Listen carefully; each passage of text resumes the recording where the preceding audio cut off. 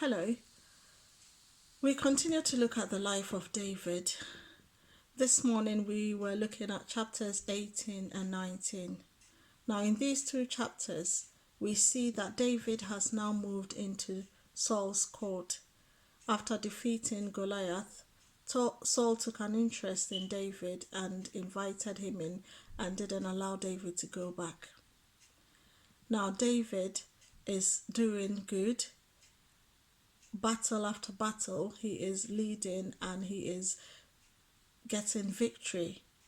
Now, after they were coming back from one of these battles, the women were singing and saying how Saul took thousands and David 10,000s. I suppose they were just saying how together they have worked to gain victory.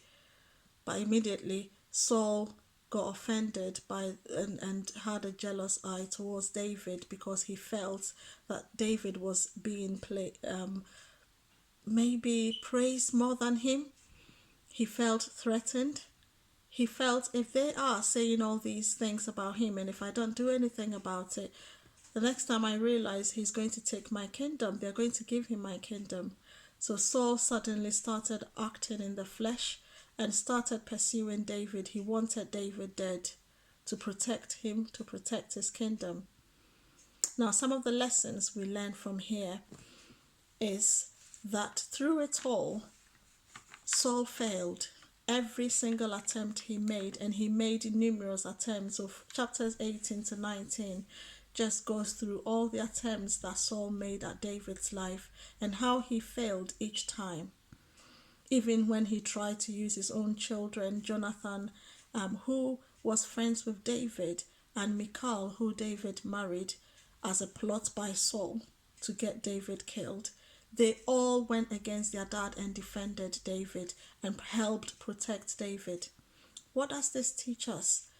That God's perfect plan was working in David's life.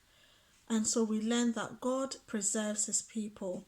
We are preserved and protected by God. And no matter what, God has a plan for each and every one of us. It might not look like how we want it to look like, but he will bring it to perfection if we let him. We also learned that David learns a lot during this time. Maybe he needed to go through that. Yes, he did. That is why it's part of God's plan. Because after being anointed, why should he go through all this running and escaping and trying to keep his life? It must have been a very difficult time for him. He would have felt frustrated sometimes, scared, and all the feelings that would come with your life being at stake. But we learn that he is still dedicated to Saul. He does what Saul asks him to do. And that shows a process where David has moved on. He has matured so much. He's not complaining. He is not giving up. He has not walked away, but he remains and he allows God to teach him lessons, and he allows God to continue to give him the patience to serve the king. But one thing also we learn is Saul's selfishness, acting in the flesh, how he could not see anything else apart from the evil in his heart. And once he let that grow, it turned into something else. And his actions, he couldn't even see that what he was doing was that bad.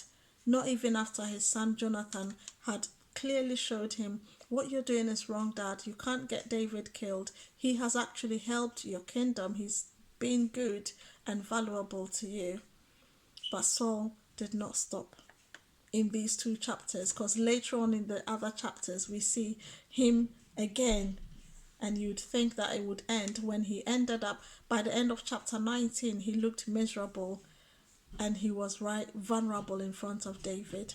But David just spared his life, amazed at how God had fought for him.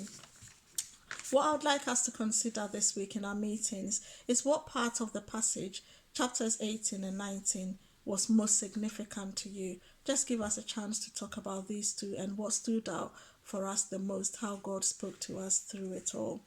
And also, like David, that we go through difficulties, broken relationships, people disappointing us, and also saying hurtful things and doing hurtful things to us. How do we let God, at what point do we let God in and not be led by our feelings and our emotions?